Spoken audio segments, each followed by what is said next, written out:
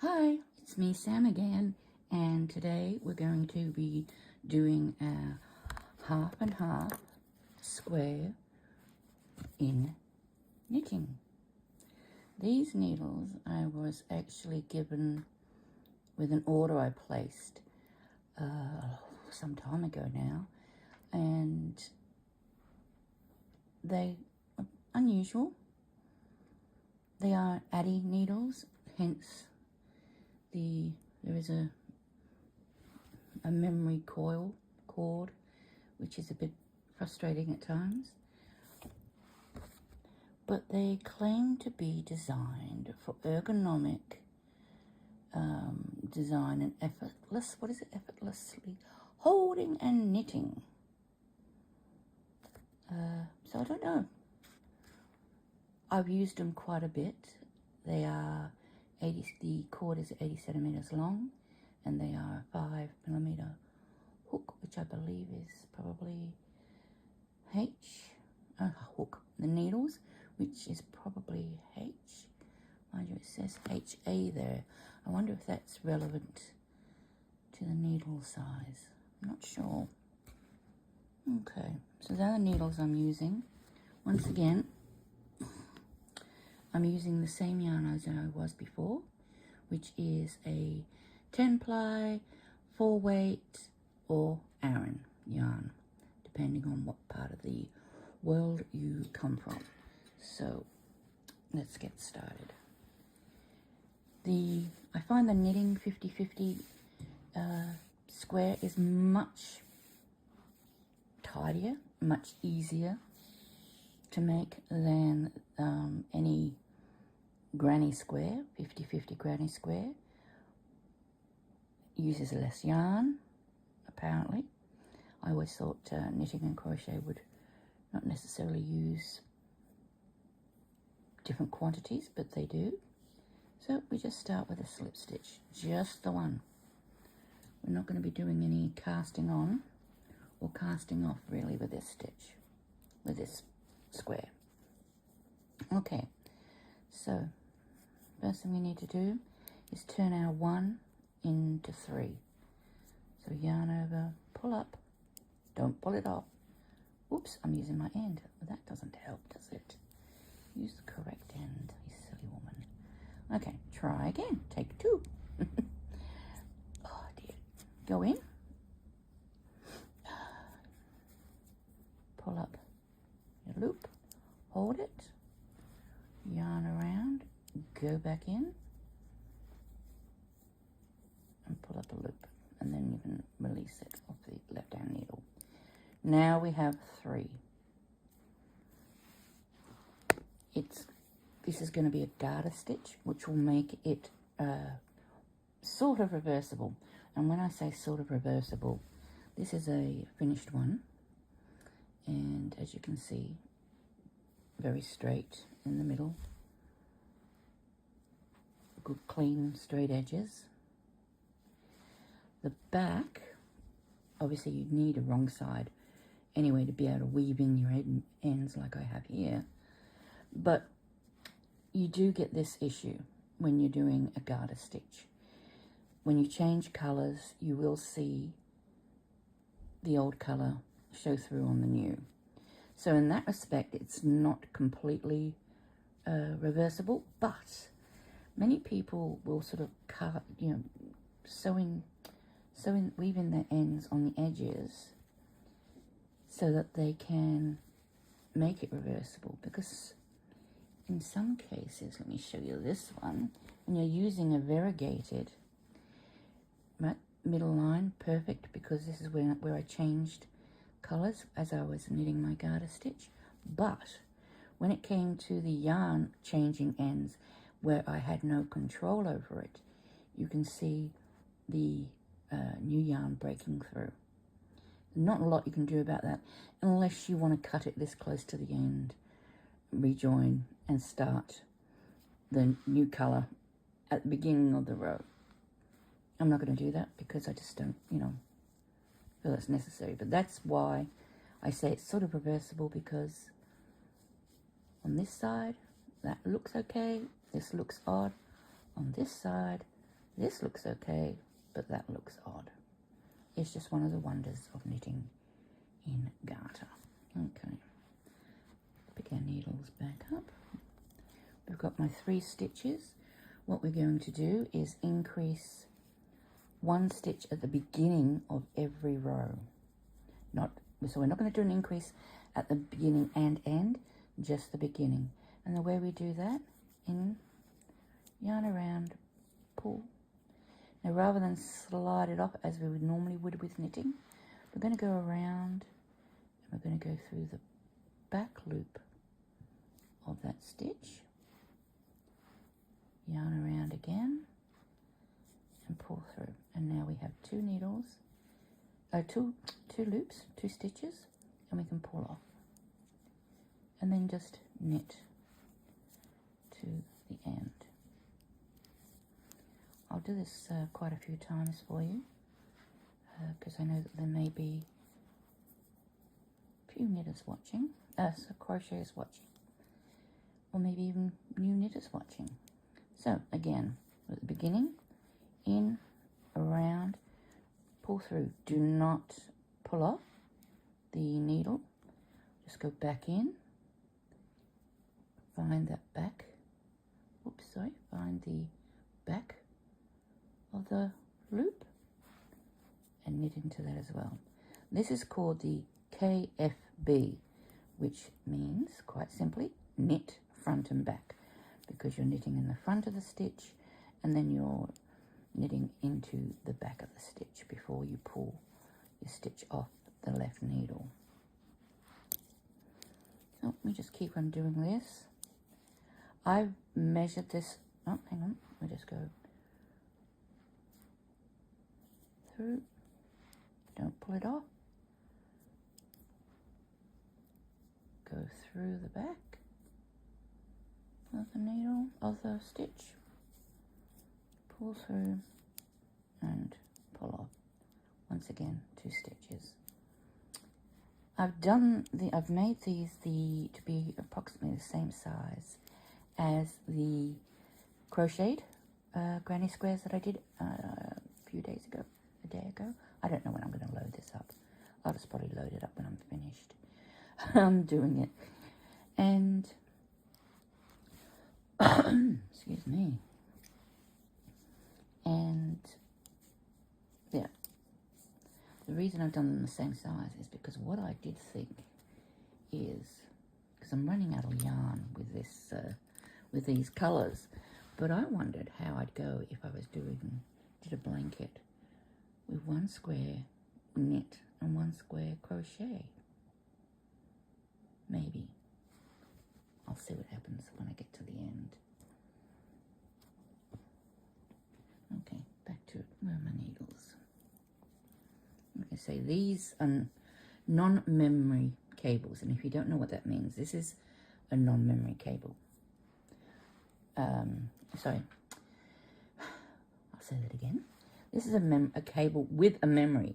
It remembers being packed up inside the little packet, and so it's got the hook on it, and the only way you can really get rid of that is by putting it into boiling hot water and holding it straight or keeping it flat for a while. But even then you find that it's just going to coil up again eventually as you start knitting. It's not a permanent fix. That is why I like the Chalgu. They have no memory and they will come out of the packet and they're completely straight, which is brilliant. Okay, see now the cord's getting in the way again. So, knit, don't pull off, go around into the back of the stitch and knit again, then pull off, and just simply knit to the end.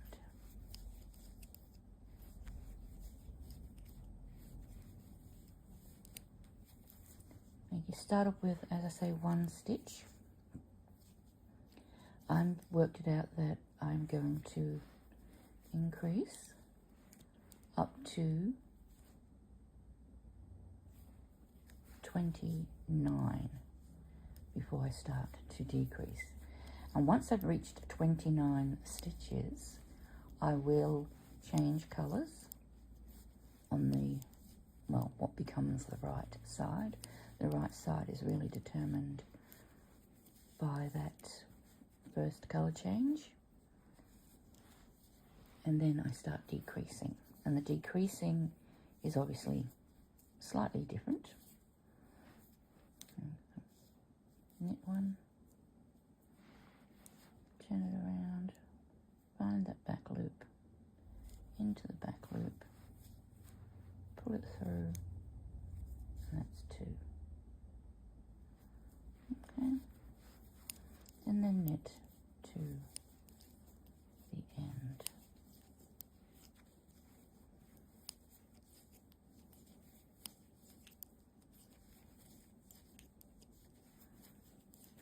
This gives you a really good, as you can see, gives you a really good right angle, the way it works, just increasing on one side only.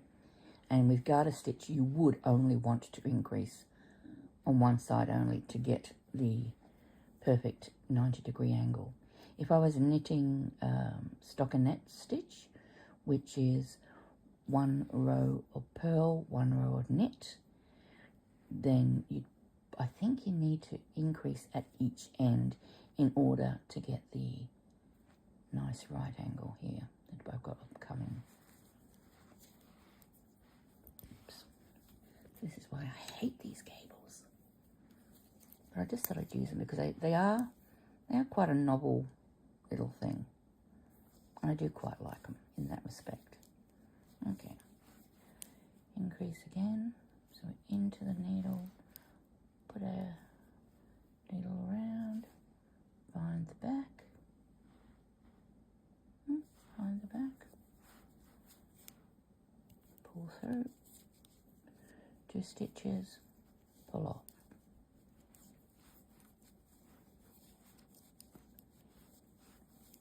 Your tension with knitting, it really needs to be just, you don't want the loop on your needle to be so tight that you can't work into it, but you don't want it so loose that it's sort of really low, unless of course you're going for a very drapey material, you know, unless you want a very drapey fabric, as you would with knitting a shawl, a lacy shawl, or something to that effect. And just knit to the end.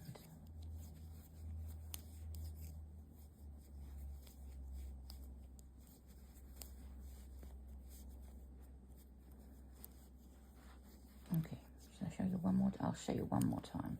And then you just rewind if you're having trouble. Okay. In through the front of that stitch, yarn over, pull through, go back in, find the back, find the back, yarn around, pull through, 2 stitches on the hook, on the needle. This is what happens when you're doing 2 crafts. You get the hooks and the needles confused. Pull it off and then knit to the end. And then I'll just count how many stitches I have.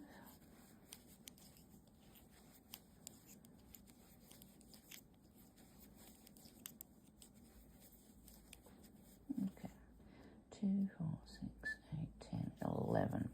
Okay, so I've got 11, so I need basically another 18 rows because I need to increase another 18 to get to 29. And then once I've done that, I will come back, we'll do a colour change, and I will show you how to do the decreases to get the perfect square. Okay, back in a very short while. Okay, here we are, 29 stitches, and time to start our decrease with a change of colour.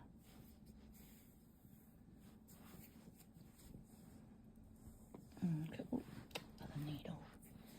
Okay.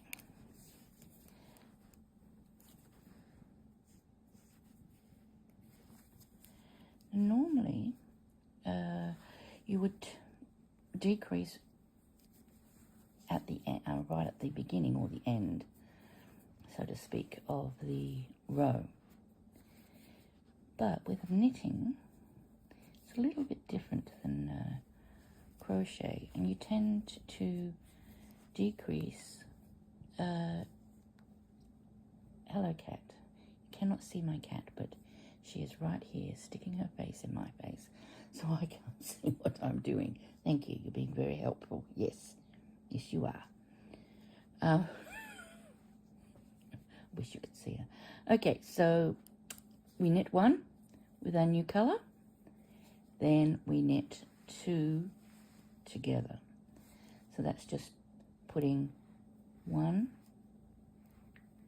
2 stitches from the left, and we go around the needle and pull through 2, and then knit all the way across. So similarly to the increasing, we will be only decreasing at the end of a row. At the beginning of a row. So my cat is digging her claws into me. It's distracting me just a little bit. I might have to... No, that hurts. Yes, just a little bit when you claw me. Yes. Then we knit to the end of the row. No. I mean, yes, we do knit to the end of the row. I'm telling my cat, no, come on. Off you go. Beep, beep. I tell my cats beep, beep, and then they know that they've got to go away. But this one is stubborn. She likes to have her cuddles, even if I am talking to myself and knitting. Okay, so we knit to the end. Do not touch that camera. She has this thing about rubbing herself up against the corners of my belongings and chewing them. I have chewed keyboards, I have chewed mice, I have chewed cameras, I have chewed iPads, I have all in the corner. All in the very, very corner. Okay, so now as you can see, this is the wrong side because the yarn, the new yarn colour is showing through. This is the side which we will call the right side because it's not showing through. And hopefully we can get to the end. No, we're going to have a colour change, I think. We'll see. Okay, so next row, we knit one, just simply knit one, then knit two together. Okay, and knit to the end.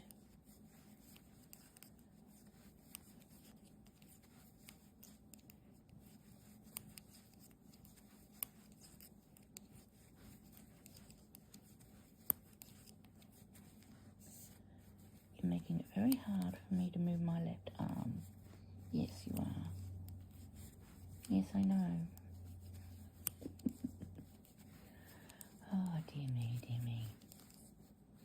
Okay. I'm going to shall I put the video up of you chasing the birds on the television? I might have to do that. And everyone can see how aggressive you are towards those poor little birdies on the television. Okay. Now when you get to this last one, this will be a little bit loose just because we haven't tied our ends up yet, but I always make sure that the stitches are on the needle when you are, where's my end? When you are tying your ends together. For the similar reason that I sort of stick my pinky in the corner. Oh dear, this is going to be a tangled mess. It stops the stitches from shrinking. They can't shrink too much because the needle stops them from being pulled shut, if that makes sense, which I hope it does. Now I'll just cover white. Put that away, out of my way. So I'm not fighting with that as well. And back to, oops, my colour.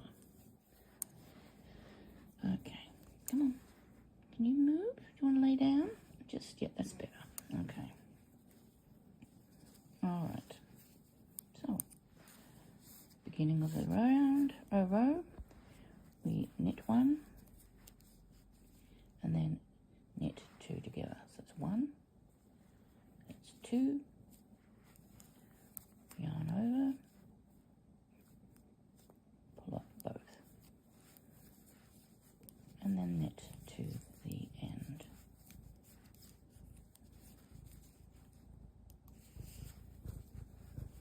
Now they say knitting usually takes longer than crochet to do. I think it's probably true in some instances. For example, you know, if you're knitting a cardigan or a jumper or even a blanket, it's going to take you much longer knitting than it does with just crochet. Similarly, Tunisian crochet will usually take the same length of time perhaps as knitting, maybe if not longer than knitting to make an item, just because of the complexity of it. Well, I say complexity, it's like anything. It's complex when you first start doing it. Once you learn how to do it and keep doing it and practice, you know, it becomes a lot easier. And that's the same with knitting. But although generally speaking knitting can take longer with certain projects, I found with knitting these half and half squares that they're actually less time. And I think that's because with the crochet squares, you're having to, you know, pick up the old colour every time you get to the second corner.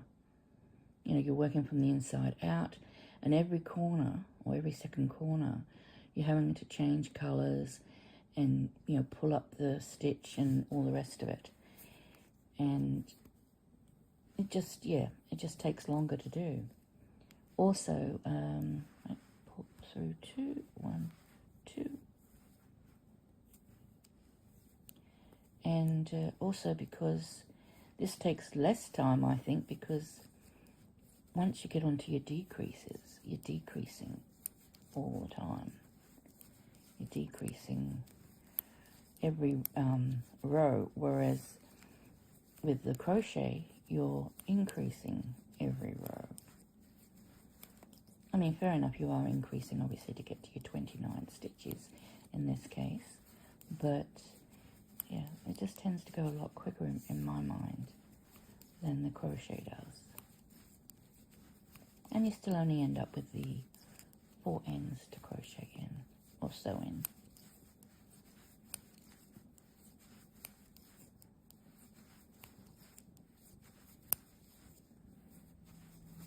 The knit stitches, I think, well, it is the simplest stitch, they say, and I'd agree to that. Okay.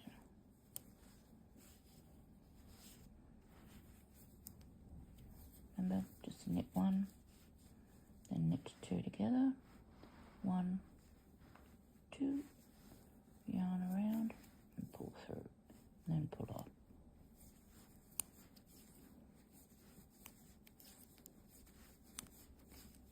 Then knit to the end.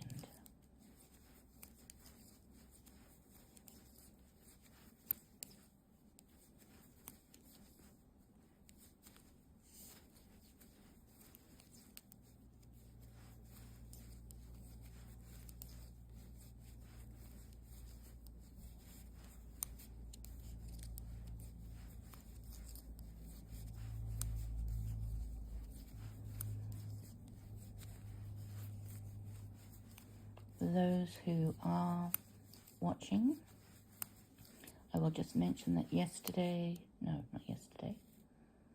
earlier today, few hours ago, my Weave It In Wednesday video did drop. So please, by all means, if you've got any ends to weave in, join me as I weave in my ends, and let's do it together. Much less tedious. Well, I find it less tedious if I'm talking to a camera and weaving in my ends. Okay, knit one. This is the last time I show, so we go through 1 and 2 through the front loops of both, around the needle and pull it through and pull it off, and then knit to the end. Okay, I'll come back again with the finished square. I'll show you how it looks with the idea of making patterns in the same way that we did with the crocheted 50-50 square yesterday. And I'll probably go through a few pros and cons, which I wasn't able to do the other day because we hadn't done this one. Okay, back in a little while. I'll be back when I'm finished. Okay, here we are near the end. Just got 2 more rows to do, but I wanted to show you how to do the last row. Oops. Now, we started off with 1 stitch and went to 3. So with the last row, we want to go from 3 stitches to 1. So it's just a simple case of 1, 2, 3, picking up all 3 stitches, wrapping the yarn around and pulling it through. That is the end. Cut your yarn off, feed it through the loop and pull it tight to close it. Okay, so we've got our finished square. We're lucky that the new yarn joined in sort of okay with this one. Now, similarly to the crochet half and half squares, we can put them together to create various shapes. Let me just show you what I mean. Okay, back onto the table. We can do the same thing. Out of the way, puss. Come on, good girl. And we can do the same thing with these, which we tried to do with the crochet squares. Okay, just move them across. Joining is, once again, I use with my crochet hook, even though it's knitting. Let me see if I can find, let's see, we'll do it with white. We'll join 2 white edges. Okay, the other, now, comparisons. Apart from the obvious, this one is very open. You've got open spaces. This one is closed. You don't have open spaces. This one, because of the way the corners work, you get sort of this overlap of the one color onto the white, which when you join can be seen. Oh yeah, I can't see because, yeah, well, you can sort of see it here. It can be seen, and it, even when you put in the other, stitches to draw them together, you're going to end up with a little bit of show through. Now, in the vast scheme of things, I don't think it's going to really matter all that much, especially from a distance when it's just thrown on a bed or the back of a chair or whatever. But I am nitpicking here and showing you some what I consider pros and cons between the granny square half and half and the knitted half and half square. So there is that. There's probably ways around it, but then it would mean redesigning somehow the square. See, because the white goes over here and the contrasting color comes over on this, and that's just the nature of the crochet square. But looking at them, yep, like I say, both the same size, both pretty, I think. They're both very pretty. Oh, except for the cat hair. The difference, of course, is that although this has, oh, damn cat hairs. Although this does have a wrong side and a right side, you have a bit of wrong, it goes right, wrong, right, wrong, right.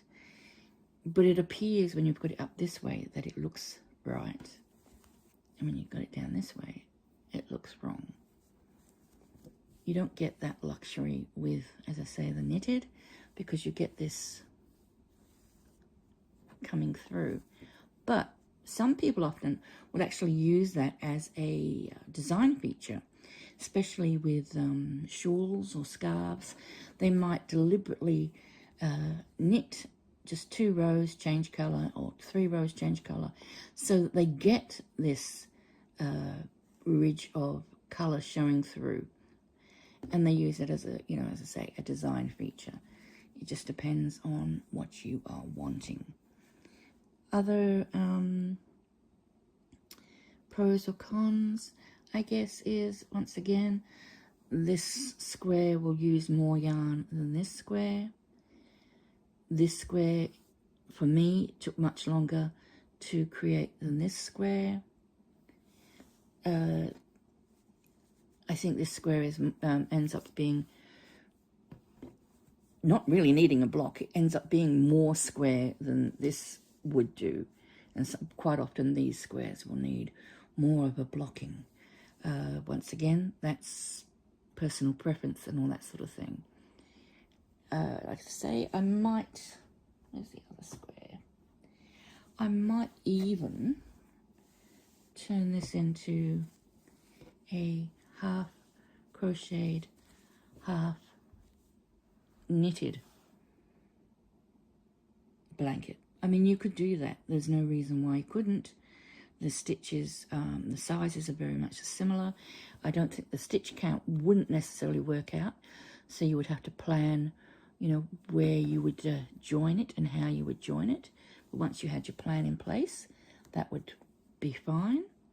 What I am going to show you though now is how I would join these 2 squares with a crochet hook, because crocheting the squares together is, in my opinion, much easier, quicker to do. So I'm going to line up from this end, if you can see, the ridges. Each is a little ridge. If you line up the ridges, they should match. So it's a matter of just going through either the ridges or the non-ridges when you're joining. I want to get the corner right in, so I want to do the corner first. And do a slip stitch. I've got both, yep, right sides set together. Now you can do one of 2 things. You can either go through the bumps. Sorry, I'm off the screen again. You can go through the bumps to join your squares, and only the bumps, or you could just as easily go through the non-bumps, which is going to be easier again. So if I come back and go through between the bumps, you're going to find that those 2 stitches are just going to be just that little bit easier to pick up than trying to go through the bump.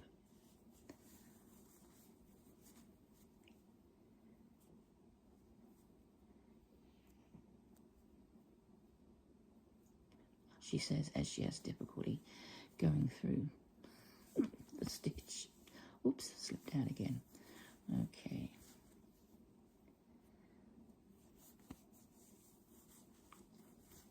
Okay.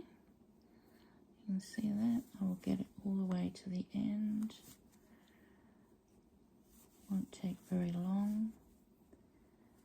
The beauty, I think, of crocheting too, the edges together, or crocheting anything together. And as you can see, I'm even crocheting knitted items together. I crochet all my knitted jumpers together, all my knitted cardigans together, blankets together, anything together. I always use a crochet hook. The beauty is you can have, at the other end, you can have a ball of yarn, so you're never going to run out. With a sewing needle, you need a certain length on the needle, and very often you will run out halfway through a thing you're knitting, and then you've got to rethread your needle and put it back on. You've got to get another length, and then you've got 2 more ends to sew in. And this way you're guaranteed of getting from one end to the other with one piece of yarn, unless you select a very short ball. Okay, so that's it. This is the off side. You will see a slight ridge. The front side, I might have done that a little bit too tight, but a blocking will fix that anyway. And there you got a fairly, and once again, invisible join. They really are both invisible joins on both the knitted and the crocheted when you're using crochet to join squares. As I say, if you're making Boggy Creek blankets, and I realised I didn't explain 100% what a Boggy Creek blanket was. Boggy Creek Camp is, it was created or imagined by Paul Newman and General Schwarzkopf many years ago as a camp that children who have, I think, terminal or chronic illnesses can go to. And, you know, if they've got epilepsy, for example, they'll grab a load of kids with epilepsy all together, take them to camp, and there's enough medical staff who know how to deal with epileptic seizures and all that sort of thing there. They, I think, probably volunteer in part their time. I'm not sure about that.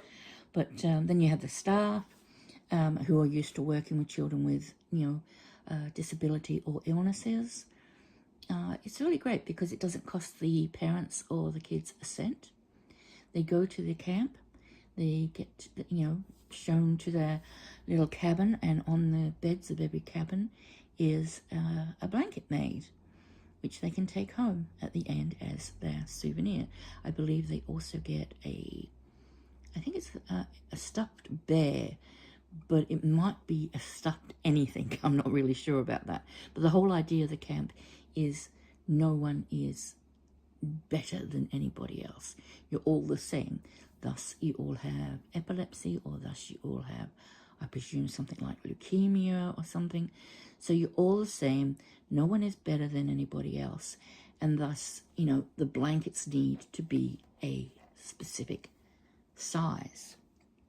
And the size that they came to determine was maximum of 35 to 40 inches wide and 40 to 50 inches in length.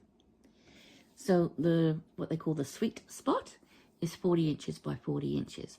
So if you are knitting just a plain old, let me grab my granny again, if you're knitting a plain old granny square and you're going around and around and around, you would stop when one edge is 40 inches and you know that the other edge is going to be 40 inches.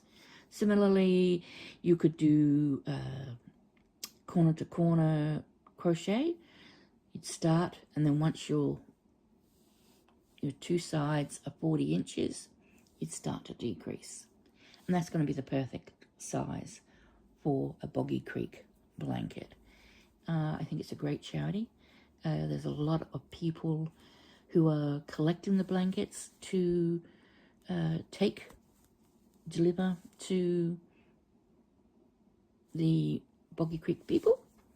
I don't want to name just one or two that I can think of, so I won't name any of them because I don't want to, miss anybody out. But, if you just typed in Boggy Creek crochet into your YouTube, you're going to get lots of hits, lots of people. Like I say, I can think of two off the top of my head, but I really don't want to say who they are because it is only two, and I know there's at least 4 or 5 that are collecting the blankets. A few very generous people have also donated or are going to donate $40 US towards 2 blankets to be posted, so that because these blankets will weigh a fair bit. Obviously, they're not light by any stretch of the imagination. So getting that donation is a real bonus, I think. And there's a few people who are donating at least 1 or 2 $40 lots towards the postage for people. So yeah, very worthy cause. Like I say, I had hoped to do either a knitted or a crocheted blanket, which was going to be, I thought, around about 35 by 40, and then I was going to put a border on it till it got to 40 by 45. But because I've used my yarn for the samples for both these squares and these squares, I've now sort of looked at my stash and gone, oops, I might not have enough, unless I do as I've just suggested I might do, and mix the, oops, sorry, I keep hitting the camera. I am getting better at my wibbly wobblies, but I am sort of thinking, well, maybe I can get away with mixing my knit and my crochet, and it could be a crow knit. It can be a crow knit blanket. Yeah, I don't know. We'll see how I go. Anyway, that's that. Any other pros or cons I can think of? Nothing really off the top of my head. I love both crocheting and knitting. I must admit that normally I save knitting for socks, some hats, cardigans, jumpers, wearables. Knitting is usually what I go to for wearables, because I find I can adjust the sizing better. The pattern is usually more detailed for different sizes and that sort of thing. Not that the crocheted don't have different sizes, they do, but I just find it easier to follow a knitted pattern for a wearable. Whereas crochet, I think the crochet is great for hats as well, for scarves, for blankets, for the items that size doesn't matter, because I really, if I did swatches, if I did gauge swatches, I probably would do more crocheted garments, but I don't, and I don't do knitted swatches. But I have promised, was it a Froggy Went a Walking? I think it's a Froggy Went a Walking. Jen from a Froggy Went a Walking. She gave us all a lovely lecture. Actually, it wasn't a lecture. I'm making fun. But she did give us a talk, an explanation, really, of how important doing a gauge swatch was. So I'll try and remember to put the link to that in the description, because it's well worth looking at and listening to what she has to say about it. And it's convinced me that, you know what, yeah, maybe I will. I think I will. I'll start doing some swatches. It's better than ending up with too much, what am I saying? Better than ending up with too much yarn? Oh, slap myself across the face. No, it's better than ending up with not enough yarn. There we go, that's better. Sorry, I'm being really, really silly. Yeah, so anyway, thank you again for listening. I hope you enjoyed it. I hope it was easy to follow. I know that if you're a crocheter who has never knitted, this wasn't exactly a very slow, laborious, step-by-step sort of how to knit. You can always slow the speed of the video down, and you can always rewind and play again if that's what you want to do. Alternatively, there are many, many tutorials out there for knitting. So if you're watching this as a pure crocheter and I've sparked a bit of interest, you know, Pink Knits is a great place to start. She does some really great slow, and I do mean slow-mo knitting tutorials. She's very good, explains everything really well. My grandmother taught me. I was very lucky. I had one grandmother who taught me to crochet, one grandmother who taught me to knit, and then my mother taught me basically sewing. She taught me embroidery and that sort of thing. And then later I picked up cross stitch as well. And later still I picked up Tunisian. Later still I picked up mosaic crochet. And then I picked up mosaic Tunisian. So yeah, it goes on and on. The crafts we have available with yarn are limitless. But anyway, I'm rambling now. So I will say good night, because it is good night here. It's almost 10 p.m. And I'll catch up with you all in the next video. Thank you for watching. Like and subscribe. Bye.